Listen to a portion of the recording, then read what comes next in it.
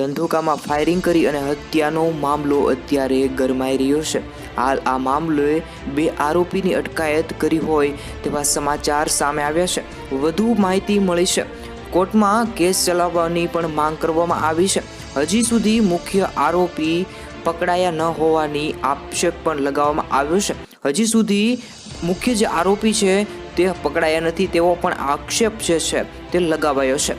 અમે જે ફાયરિંગ થઈ હતી આ અંગે જે ગુનો નોંધ્યો હતો, આ ગુનાની જે આરોપીઓ દ્વારા જે અંજામ આપવામાં આવેલ, આ આરોપીઓની શોધખોળ માટે પોલીસ દ્વારા 7 થી 8 ટીમો બનાવવામાં આવેલ હતી અને અત્યારે 2 લોકો જે ફાયરિંગ કરનાર હતા આ 2 લોકોનું રાઉન્ડ અપ કરવામાં આવેલ છે અને આગળની પૂછપરછ અને કાયદેસરની કાર્યવાહી કરવાની હોય છે। આ કાર્યવાહી ચાલુ